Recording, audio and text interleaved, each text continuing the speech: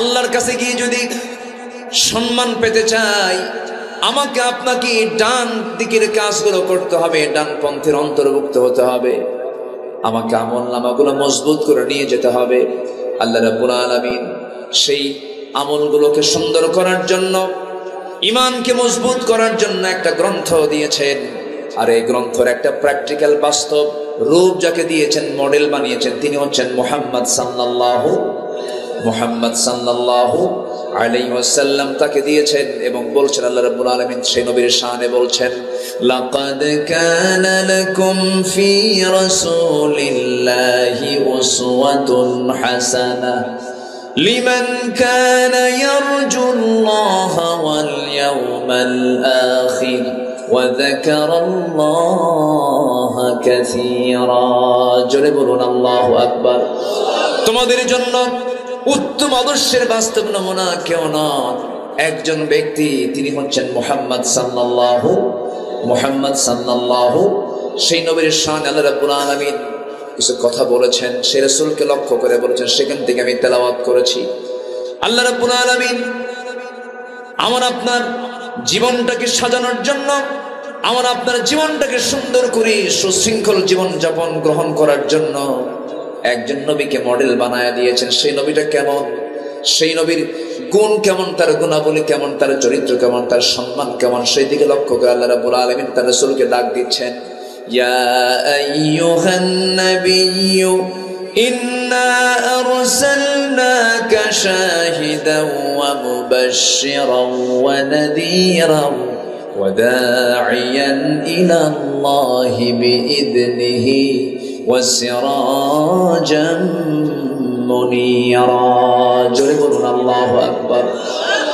আমার আল্লাহ তাআলা সব নবীকে নাম ধরে ডাক দিয়েছেন, সব পয়গম্বরকে হারফে নিদা প্রয়োগ করে ডাক দিয়েছেন, বলেছেন, ইয়া আদম উসকুন আনতা ওয়া যাওজুকাল জান্নাহ ওয়া মা তিলকা বিয়ামিনিকা ইয়া মূসা ইয়া ইয়াহইয়া খুযিল কিতাবা বিকুওয়া ইয়া ইব্রাহিম ইয়া ঈসা ইয়া যাকারিয়া। সব নবীকে আল্লাহ রাব্বুল আলামিন নাম ধরে ডাক দিয়েছেন, কিন্তু কোরআনের বা থেকে শুরু করে নিয়ে, বিসমিল্লাহর বা থেকে শুরু করে নিয়ে সূরা নাসরের সিন পর্যন্ত, মিনাল জিন্নাতি ওয়ান নাস পর্যন্ত গোটা কোরআন সার্চ দিয়ে দেখবেন একটা জায়গা আল্লাহ পাক আমার নবীকে ইয়া মুহাম্মদ বলে ডাকেন নাই। সম্মান দিয়েছেন কে? আসতে বলবেন না, সম্মান দিয়েছেন কে? এই 16 বছর শুধু আলেমদের উপরে অত্যাচার নির্যাতন হয়নি, ইসলামকে নিয়ে বাজে কথা বলেছে, রাসূলের চরিত্র নিয়ে তারা কালেমা লেপন করেছে নবীর চরিত্রের উপরে। যে বা যারা ব্লগাররা এই সমস্ত গালিগালাজ দিয়েছে 16 বছর, এখন আমাদের তালিকা করার সময় হয়েছে। অবিলম্বে ইসলাম নিয়ে কটূক্তিকারী, নবী নিয়ে কটূক্তিকারী যে কুলাঙ্গার গুলো আছে, ওদের তালিকা করে চূড়ান্ত শাস্তি নিশ্চিত করা হোক। রাজি আছেন কারা কারা? হাত উঁচু করে দেখা।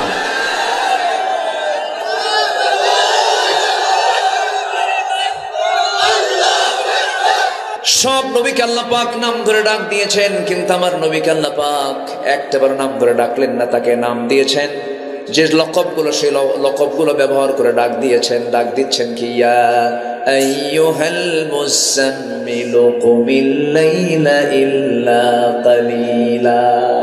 জোরে বলি আল্লাহু আকবার। আমার নবীর নাম মুযাম্মিল। কি নাম? আমার বাম পাশে বসে আছেন, ওনার নাম কি? ইয়া আইয়ুহান নাবিয়্যু ইয়া আইয়ুহাল মুযাম্মিল কুমিল লাইলা ইল্লা কালিলা। হে বস্ত্র আচ্ছাদনকারী ব্যক্তি। এরপর আরেক জায়গায় বলছেন, ইয়া আইয়ুহাল মুদ্দাসসির কুম ফানযির রাব্বাকা ফাকাব্বির। আরেক জায়গায় ডাক দিচ্ছেন, ইয়া আইয়ুহার রাসূলু বাল্লিগ মা উনজিলা ইলাইক। আরেক জায়গায় সুন্দর করে তার নাম নিচ্ছেন, কিন্তু সিফাত বাদ যাচ্ছে না। মুহাম্মাদুর রাসূলুল্লাহ ওয়াল্লাযীনা মাআহু আশিদ্দাউ আলাল কুফফারি রুহামাউ বাইনাহুম। জোরে বলুন আল্লাহু আকবার। আরেক জায়গায় বলছেন, ওয়া মা মুহাম্মাদুন ইল্লা রাসূল قد خلت من قبله الرسل। জোরে বলুন আল্লাহু আকবার। যেখান থেকে তেলাওয়াত করেছে সেই জায়গায় আল্লাহ পাক বলেছেন, ইয়া আইয়ুহান নাবিয়্যু ইন্না أرسلناك شاهدا ومبشرا ونذيرا وداعيا إلى الله بإذنه وسراجا منيرا জোরে বলুন আল্লাহু আকবার হে নবী আমি আপনাকে শাহিদ করেছি মুবাশশির করেছি নযীর খেতাব দিলাম আপনি একজন দাঈ আপনি সিরাজান মুনীর আল্লাহ রাব্বুল আলামিন তাকে কত সুন্দর লকব দিয়েছেন এত সম্মান এত মর্যাদা আমার নবীকে দিয়েছেন তিনি আমার কে আল্লাহ রাব্বুল আলামিন বলেন উদউ ইলা সাবিলি রাব্বিকা বিল হিকমাতি ওয়াল মাউইযাতিল হাসানাহ ওয়াজাদিলহুম বিল্লাতী হিয়া আহসান ইন্না রাব্বাকা হুয়া আ'লামু বিমান দাল্লা আন সাবিলিহি ওয়া হুয়া আ'লামু বিল মুহতাদিন জোরে বলুন আল্লাহু আকবার সূরাতুন নাহল আয়াত নাম্বার 125 125 নম্বর আয়াত আল্লাহ পাক রাসূলকে স্পেশালি এক বচন শব্দ প্রয়োগ করে বলছেন হে রাসূল আপনি দাওয়াত দিন আপনার রবের পথে প্রজ্ঞার সাথে উত্তম নসিহতের মধ্য দিয়ে সুন্দর করে আপনি কালিমার দাওয়াত দিন আমার নবীজির দাওয়াতের পদ্ধতি এত সুন্দর ছিল যে ওমরের মতো একজন ক্ষিপ্র মেজাজি মানুষ রাসূলকে মারার জন্য রওনা দিয়েছে সেই ওমরে ফারুক তরবারিটা নবীর পায়ের নিচে রেখে দিয়ে ঘোষণা দিচ্ছে আশহাদু আল্লা ইলাহা ইল্লাল্লাহু ওয়াহদাহু লা শারীকা লাহু ওয়া আশহাদু আন্না মুহাম্মাদান আবদুহু ওয়া রাসূলুহু আমার বন্ধুগণ আমার নবীর জন্ম যে সমাজে সেই সমাজের মানুষ খুব জঘন্য ছিল খুব খারাপ মানুষ ছিল এত জঘন্য ছিল সেই জঘন্য একটি সমাজ থেকে আমার রাসূল দাওয়াত দিয়ে দিয়ে কেমন ধরনের মানুষ বের করে আনলেন আমার বন্ধুগণ আমার নবী যে সমাজে জন্ম নিয়েছেন সেই সমাজের মানুষ এত নোংরা ছিল যে নিজের মাকে পর্যন্ত বিয়ে করত তো জোরে কর নাউযুবিল্লাহ নিজের মা বাবার সৎ মাকে তালাক দিয়েছে বাবার সৎ মাকে তালাক দিয়েছে পরের দিন ছেলে গিয়ে সৎ মাকে বিয়ে করে আনতেছে এত নোংরা ছিল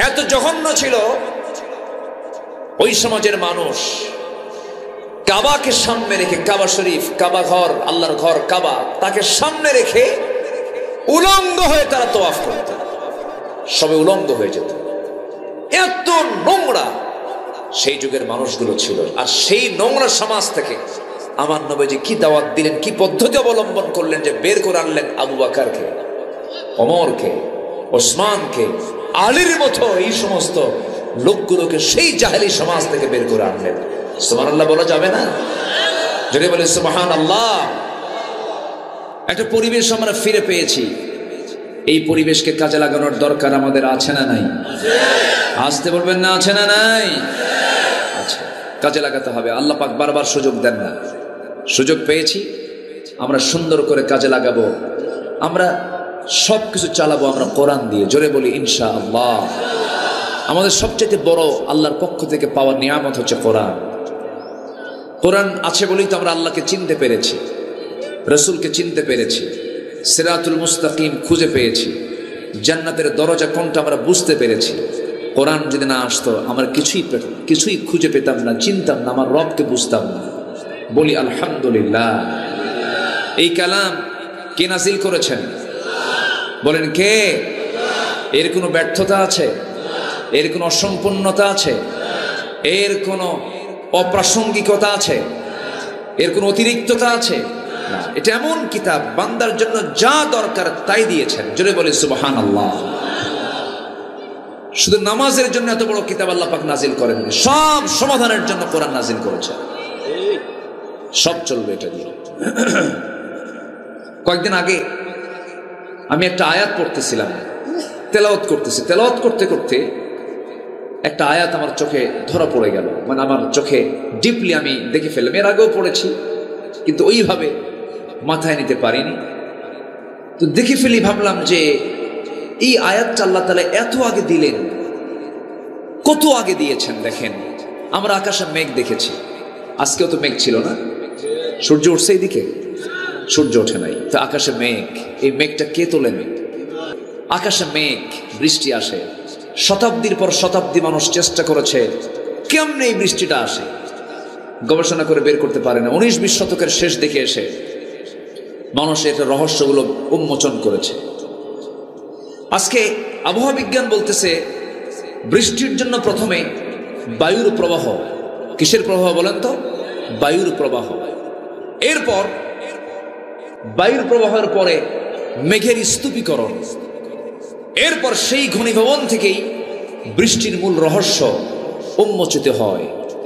এটা বিজ্ঞান আজকে এটা তারা প্রমাণ করেছে। আগে প্রথমে হয় হচ্ছে বায়ুর প্রবাহ। সম্মানিত ভাইরা, বিস্ময়কর ব্যাপার হলো এই জটিল প্রক্রিয়াটা আল্লাহ পাক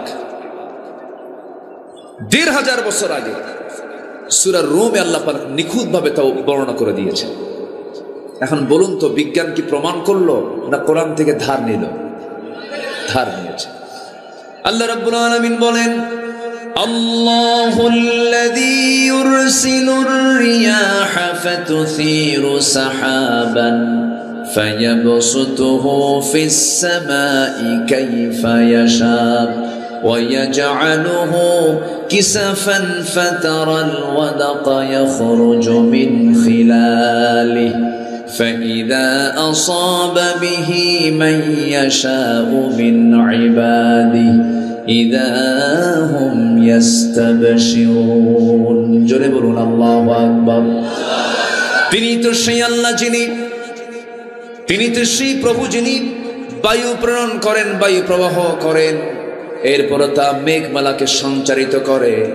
অতঃপর তিনি মেঘমালাকে যেভাবে ইচ্ছা সেইভাবে আকাশে ছড়িয়ে দেন। আমার বন্ধুগণ, এরপর আল্লাহ বলছেন তাকে স্তরে স্তরে তা রেখে দেন। এই যে সুন্দর করে সম্পূর্ণ তথ্যটা দিয়েছেন, এটা দিয়েছেন তিনি আমাকে।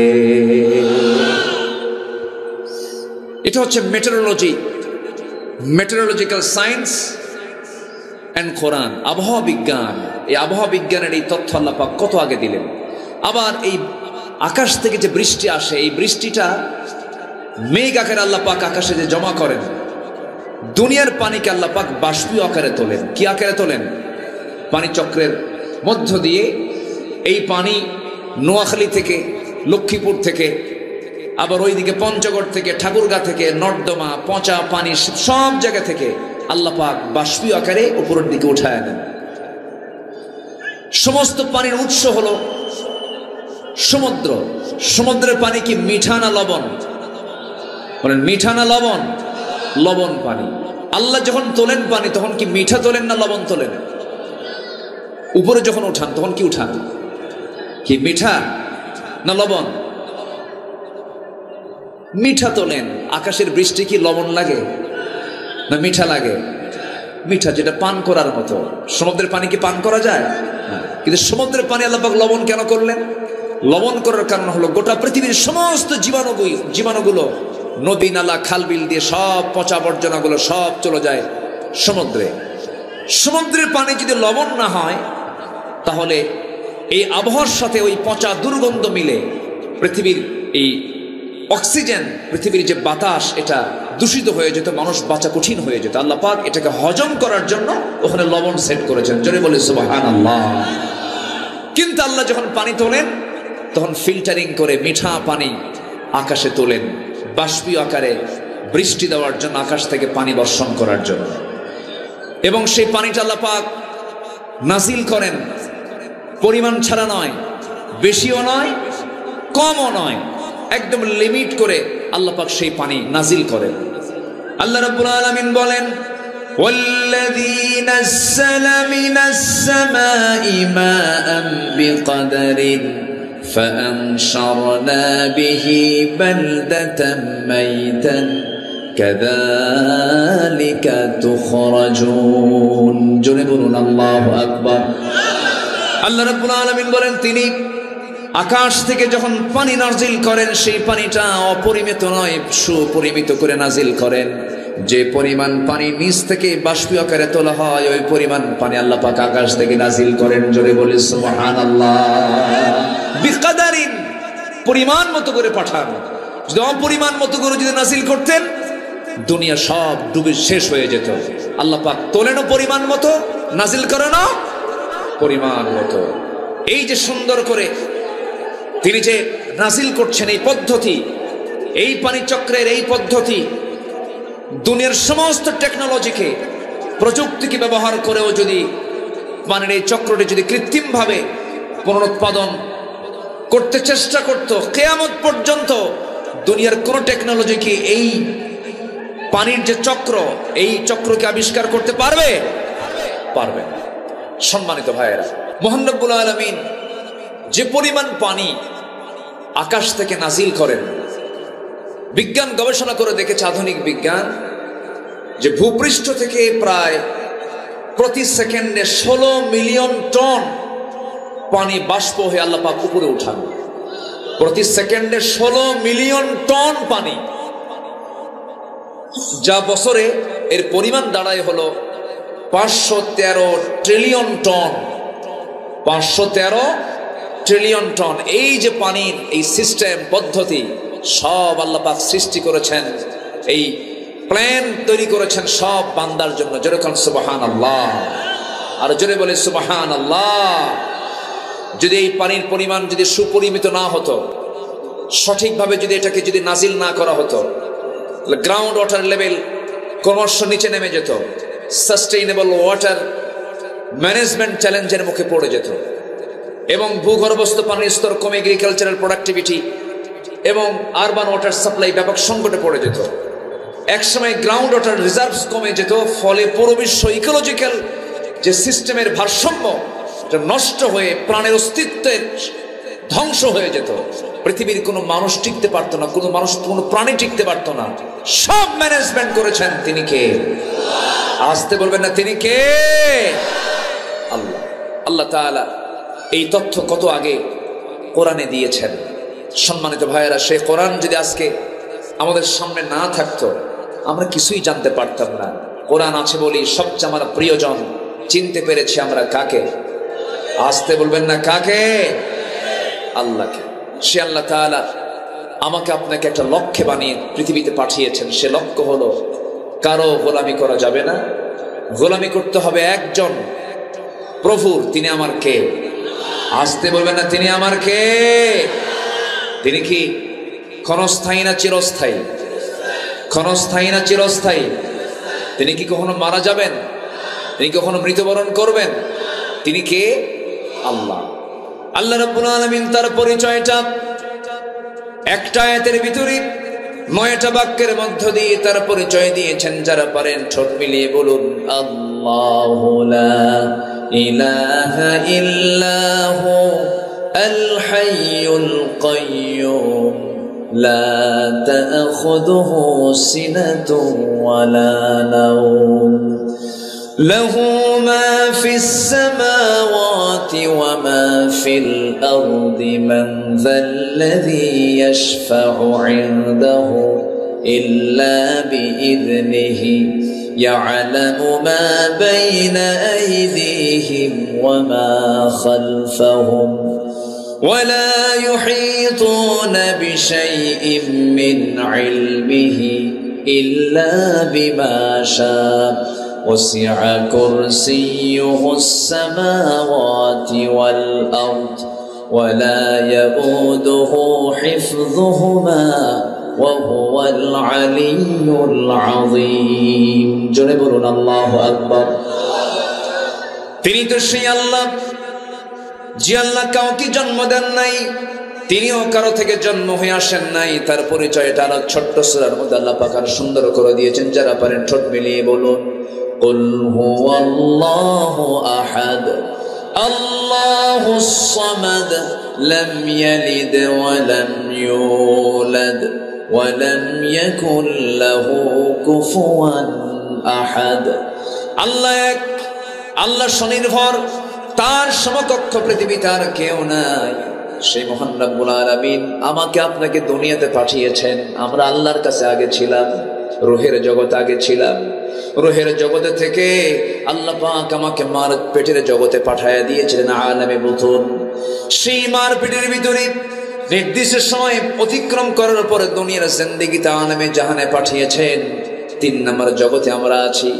দুনিয়ার যখন জীবন শেষ হয়ে যাবে রে, এরপরে আলেমে বারজাখ চলে আসবে, সামনে কবরের জিন্দেগি চলে আসবে। আমি পৃথিবীতে এসেছিলাম, দুনিয়াতে থাকবো, যে কয়দিন হায়াত আছে এরপরে কবরবাসী হয়ে যাব। এখনই যদি মৃত্যু হয়ে যায়, কে বলেছে বাবা আপন, কে বলেছে মা আপন, কে বলেছে ভাই আপন, কে বলেছে স্ত্রী আপন, কে বলেছে সন্তান আপন? এক্ষুনি মরে যাব, সব আমার পর হয়ে যাবে। টান মেরে সব একসঙ্গে আমাকে ধরে নিয়ে 24 ঘন্টা বাজাবে না, তার আগে আমাকে কবরের দিকে নিয়ে চলে যাবে। কবরের সহায় দিবি, বাঁশ চাপা দিবি, মাটি চাপা দেবে, ওই যে বিদায় নিয়ে আসবে, ওই যে আমার কাছ থেকে সবার দুনিয়ার সম্পর্ক মাইনাস হয়ে গেল, পৃথিবীর কোনো মানুষের সঙ্গে কোনো কানেকশন থাকবে না। দিন শেষে দেখা যায় আমার একমাত্র কেবলমাত্র বন্ধু একজন, তিনি আমার কে? আসতে বলবেন না, তিনি আমার কে? আল্লাহ তাআলা। সে আল্লাহর কাছেই যেহেতু ফিরে যেতে হবে, আমাকে কিছু আমল নামা ডান হাতে নিয়ে আমাকে যেতে হবে। আমরা কি আল্লাহর সামনে গিয়ে লজ্জা পেতে চাই না সম্মান নিতে চাই? লজ্জা নিতে চাই না সম্মান পেতে চাই? আল্লাহর কাছে গিয়ে যদি সম্মান পেতে চাই, আমাকে আপনাকে ডান দিকের কাজগুলো করতে হবে, ডান পন্থের অন্তর্ভুক্ত হতে হবে, আমাকে আমল নামাগুলো মজবুত করে নিয়ে যেতে হবে। আল্লাহ রাব্বুল আলামিন সেই আমলগুলোকে সুন্দর করার জন্য, ইমানকে মজবুত করার জন্য একটা গ্রন্থ দিয়েছেন। আর এই গ্রন্থের একটা প্র্যাকটিক্যাল বাস্তব রূপ যাকে দিয়েছেন, মডেল বানিয়েছেন, তিনি হচ্ছেন মুহাম্মদ সাল্লাল্লাহু আলাইহি ওয়াসাল্লাম। তাকে দিয়েছেন এবং বলছেন আল্লাহ রাব্বুল আলামিন সেই নবীর শানে বলছেন, লাকাদ কানা লাকুম ফি রাসূলিল্লাহি উসওয়াতুন হাসানাহ লিমান কানা ইয়ারজুল্লাহা ওয়াল ইয়াওমাল আখির ওয়া যাকারাল্লাহা কাসীরা। জোরে বলুন আল্লাহু আকবার। তোমাদের জন্য উত্তম আদর্শের বাস্তব নমুনা কেউ নন, একজন ব্যক্তি, তিনি হচ্ছেন মুহাম্মদ সাল্লাল্লাহু। সেই নবীর শান আল্লাহ রাব্বুল আলামিন কিছু কথা বলেছেন, সেই রাসূলকে লক্ষ্য করে বলেছেন, সেখান থেকে আমি তেলাওয়াত করেছি। আল্লাহ রাব্বুল আলামিন আমার আপনার জীবনটাকে সাজানোর জন্য, আমার আপনার জীবনটাকে সুন্দর করে সুশৃঙ্খল জীবন যাপন গ্রহণ করার জন্য একজন নবীকে মডেল বানায় দিয়েছেন। সেই নবীটা কেমন, সেই নবীর গুণ কেমন, তার গুণাবলী কেমন, তার চরিত্র কেমন, তার সম্মান কেমন, সেই দিকে লক্ষ্য করে আল্লাহ রাব্বুল আলামিন তার রাসূলকে ডাক দিচ্ছেন, ইয়া আইয়ুহান নাবিয়্যু ইন্না আরসালনাকা শাহিদান ওয়া মুবাশশিরান ওয়া নাযীরান ওয়া দা'iয়ান ইলা আল্লাহি বিইذনিহি وسراجا منيرا। জোরে বলুন আল্লাহু আকবার। আমার আল্লাহ তাআলা সব নবীকে নাম ধরে ডাক দিয়েছেন, সব পয়গম্বরকে হরফে নিদা প্রয়োগ করে ডাক দিয়েছেন, বলেছেন, ইয়া আদম উসকুন আনতা ওয়া যাওজুকাল জান্নাহ ওয়া মা তিলকা বিয়ামিনিকা ইয়া মূসা ইয়া ইয়াহইয়া খুযিল কিতাবা বিকুওয়া ইয়া ইব্রাহিম ইয়া ঈসা ইয়া যাকারিয়া।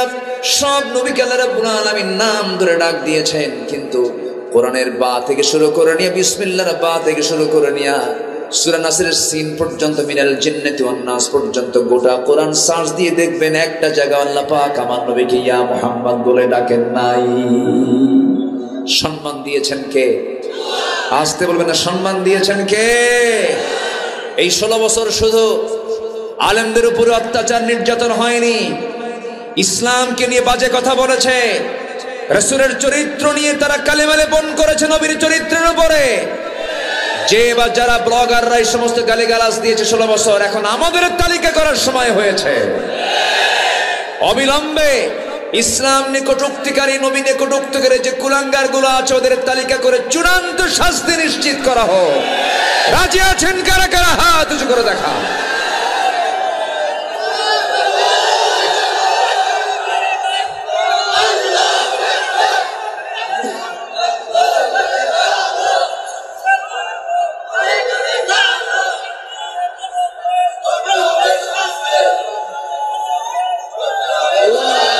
আল্লাহ কবুল করুন, জোরে বলি আমিন, আরো জোরে আমিন। নিঝুম মজুমদার নাম শুনছেন তো? হার্পিক মজুমদার, হ্যাঁ, এই বদমাইশ বহু বাজে কথা বলেছে। আমার দেশে এরকম বদমাইশ আরো আছে, সব ঘাপটি মেরে আছে, সব চুপ মেরে আছে।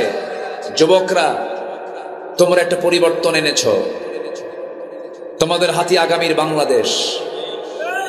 তোমরা যদি উশৃঙ্খল হও, তোমরা যদি চরিত্রহীন হও, তোমরা যদি মাদকাসক্ত হয়ে পড়ো, তোমরা যদি অবৈধ নারী আসক্তিতে যদি জড়িয়ে পড়ো, তোমরা যদি উশৃঙ্খল জীবনযাপন গ্রহণ করো, আবার হারিয়ে যাবে সবকিছু।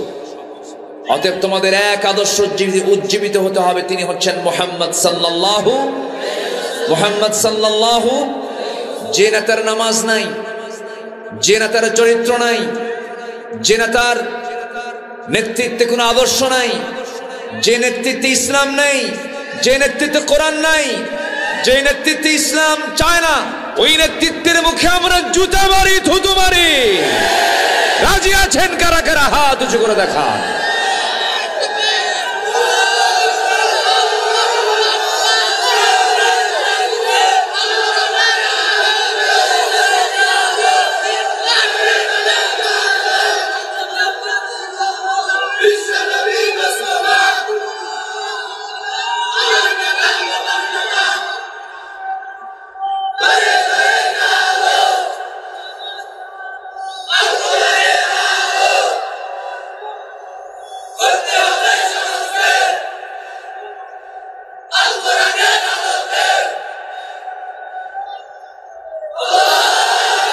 আল্লাহ কবুল করুন, জোরে বলি আমিন। সম্মানিত ভাইয়েরা, সম্মানিত বন্ধুগণ, রাসূলকে যদি আপনি শুধু নামাজে মানেন, রাসূলকে শুধু যদি আপনি রোজায় মানেন, নামাজে মানবো, রোজায় মানবো, মেসোয়াকে মানবো, মিষ্টি খাওয়াতে মানবো, ঘুমাতে মানবো, জুব্বায়ে মানবো, দাড়িতে মানবো, সুরমাতে মানবো, দাঁত ভাঙ্গা সুন্নত মানবো না, রাষ্ট্র গঠনের সুন্নত মানবো না, আপনি উম্মত নন, আপনি ভণ্ড, আপনি প্রতারক। সমাজে আছে না নাই এরকম? আছে না নাই? সব দেখলাম তো, সব দেখা শেষ। কেউ 25 বছর, কেউ 16 বছর, দেখলাম না, দেখেছি না, সব দেখা শেষ। আগামীর দেশ হচ্ছে কোরআনের দেশ ইনশাআল্লাহ। আল্লাহ কবুল করুন, আল্লাহ কবুল করুন। আমাদের নেতা আছে না নাই? মুহাম্মদ সাল্লাল্লাহু। আমাদের রব আছে না নাই? কে? আমাদের সংবিধান আছে না নাই? কে? আমাদের দল আছে না নাই? তার নাম ইসলাম। তার নাম কি? অতএব এই সমস্ত কথার ভিতরে এই মূল বিষয়ে ফাংশনে যদি কেউ নাক গলাতে চায়, একদম গলা চিপে ধরবো আমরা। এই ক্ষেত্রে কোনো আপোষ করা, ঈমান কি? ঈমানটাকে আমার ধরে রাখতে হবে। সম্মানিত ভাইয়েরা, রাসূল কেমন ছিলেন, তার আদর্শকে আমরা ফলো করব, জোরে বলি ইনশাআল্লাহ। যুবকরা, তোমাদের জন্য আমি ওয়াজ রেডি করেছি, তোমরা ভালো হও। গার্লস স্কুলের সামনে যেন সিট হয়ে পড়ে থেকো না। এগুলো আকাম কুকাম করা যাবে না, এগুলো লস প্রজেক্ট। কি প্রজেক্ট? চুরি, ফিতা, ফুসকা, যা খাওয়া বা যা কিনে দিবা সব লস, সব কি লস। ওইদিকে যাবাই না।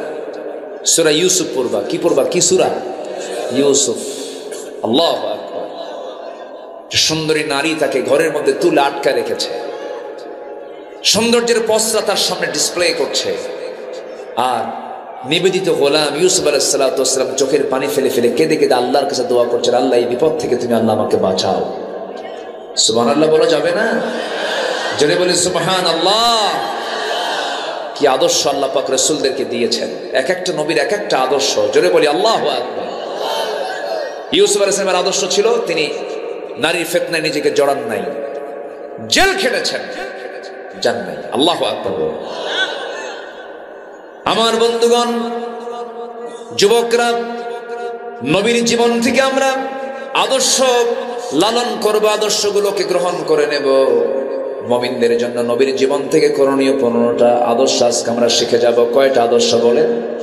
একটাও কিন্তু বলিনি। মোটামুটি 15টা আদর্শ আজকে একটা একটা করে শিখবো। জোরে বলি ইনশাআল্লাহ, আরো জোরে বলি ইনশাআল্লাহ। তাহলে এতক্ষণ ধরে আমরা শুনেছি সব নবীকে আল্লাহ পাক নাম ধরে ডাক দিয়েছেন, কিন্তু আমার নবীকে আল্লাহ পাক একটাবার নাম ধরে ডাকলেন না, তাকে নাম দিয়েছেন যে লকবগুলো, সেই লকবগুলো ব্যবহার করে ডাক দিয়েছেন। ডাক দিচ্ছেন কি, ইয়া আইয়ুহাল মুযাম্মিলু কুমিল লাইলা ইল্লা কালিলা। জোরে বলি আল্লাহু আকবার। আমার নবীর নাম মুযাম্মিল। কি নাম? আমার বাম পাশে বসে আছেন, ওনার নাম কি? ইয়া আইয়ুহান নাবিয়্যু ইয়া আইয়ুহাল মুযাম্মিল কুমিল লাইলা ইল্লা কালিলা। হে বস্ত্র আচ্ছাদনকারী ব্যক্তি। এরপর আরেক জায়গায় বলছেন ইয়া আইয়ুহাল মুদ্দাথির কুম ফানযির রাব্বাকা ফাকাব্বির। আরেক জায়গায় ডাক দিচ্ছেন ইয়া আইয়ুহার রাসূল বাল্লিগ মা উনজিলা ইলাইক। আরেক জায়গায় সুন্দর করে তার নাম নিচ্ছেন, কিন্তু সিফাত বাদ যাচ্ছে না। মুহাম্মাদুর রাসূলুল্লাহ ওয়াল্লাযীনা মাআহু আশিদ্দাউ আলাল কুফফারি রুহামাউ বাইনাহুম। জোরে বলুন আল্লাহু আকবার। আরেক জায়গায় বলছেন ওয়ামা মুহাম্মাদুন ইল্লা রাসূল قد خلت من قبله الرسل। জোরে বলুন আল্লাহু আকবার। যেখান থেকে তেলাওয়াত করেছে সেই জায়গায় আল্লাহ পাক বলেছেন ইয়া আইয়ুহান নাবিয়্যু ইন্না আরসালনাকা শাহিদান ওয়া মুবাশশিরান ওয়া নাযীরান ওয়া দা'iয়ান ইলা আল্লাহি বিইذনিহি ওয়া সিরাজাম মুনীরা। জোরে বলুন আল্লাহু আকবার। হে নবী, আমি আপনাকে শাহিদ করেছি, মুবাশশির করেছি, নাযীর খেতাব দিলাম। আপনি একজন দাঈ, আপনি সিরাজান মুনীর। আল্লাহ রাব্বুল আলামিন তাকে কত সুন্দর লকব দিয়েছেন, এত সম্মান, এত মর্যাদা আমার নবীকে দিয়েছেন। তিনি আমার কে? সেই নবীর জীবন থেকে 15টা আদর্শের মধ্যে 1 নম্বর আদর্শ হলো রাসূল ছিলেন একজন শ্রেষ্ঠ দাঈ ছিলেন। আমরা দাওয়াত দেব, জোরে বলি ইনশাআল্লাহ। এই উম্মতে মুহাম্মাদে, আমার দেশের কিছু উম্মতে মুহাম্মাদে কিন্তু বিড়ির দাওয়াতও দেয়। কিসের দাওয়াত দেয়? বিড়ি খায়। বন্ধুর আরেকটা লাগা, তুই লাগা, এটাও দাওয়াত। এটা দাওয়াত না? বিড়ি টান মারে কি? এই ঠান্ডার মধ্যে বিড়ি কমে না বাড়ে? কমে না বাড়ে? ঠান্ডা তো একটু গরম করে। কি করে? গরম করে। এত বিড়ি এই জাতি খায়, ওরে বাপরে বাপ, ইটের ভাটা ফেলে এত খাওয়া খায়। রাত 3টার দিকে ঘুম থেকে উঠো টান মারে। আছে না নাই? অর্থমন্ত্রী প্রত্যেক বছরের বাজেটে বিড়ির দাম বাড়ায়। যারা বিড়ি খায় তারা খায় তুই আরো বাড়া, প্রয়োজনে বাড়ি বিছা খাবো। আছে না নাই? এগুলো খাওয়া যাবে না। সব নেশা বাদ দিতে হবে। কারণ এই মুখে নেব কার নাম? কার নাম নেব? জিহ্বাকে কন্ট্রোল করতে হবে। এই জিহ্বায় সবকিছু নেওয়া যাবে না, সব কথা বলা যাবে না, সব খাবার খাওয়া যাবে না। অকুলু লিন্নাসি হুসনা কুলু মিম্মা কুলু মিন তাইয়্যিবাত মা রাযাকনাকুম। পবিত্র কিছু খাও আর সুন্দর কিছু কথা বলো। কার কথা? আল্লাহর কথা। এজন্য আমরা কোন নেশার দিকে যাব না। আপনি বিড়ি খাবেন, এটা একটা পাপ। এই পাপের চিহ্ন আল্লাহ পাক আপনার চেহারায় তুলে দিবেন। যে বিড়ি খায় তার ঠোঁট কি হয়? বলেন কি হয়? কালো হয়। ও ঠোঁট বলে দেয় ওটা পাক্কা কি খোর। আরো জোরে, বিড়ি খোর। হ্যাঁ, খাওয়া যাবে না। পান খান, সমস্যা নেই, পানের মধ্যে কোনো সমস্যা নেই। পান রস স্টমাকের জন্য ভালো, হজমে কাজ করে। কিন্তু পানের সাথে আবার হাকিমপুরি রহমতুল্লাহ আলাইহি কেন? এখানে কথা আছে না নাই? আছে না নাই? এগুলো খাওয়া যাবে না। আমার নবীজির দাঁতটা ছিল কত পরিচ্ছন্ন। আমার রাসূল যখন হাসি দিতেন তখন মুক্তোর দানার মতো দাঁতগুলো ঝিলিক মারত। জোরে বলি সুবহানাল্লাহ। চাঁদের চেয়ে সুন্দর তুমি নবী আমার সাল্লে আলা। চাঁদের চেয়ে সুন্দর তুমি নবী আমার সাল্লেওয়ালা। আল্লাহু আকবার। তার আমরা উম্মত, আমরা আমাদের চেহারা কি নষ্ট করব? বিড়ি খায় কালো বানাবো? আল্লাহ কবুল করুন।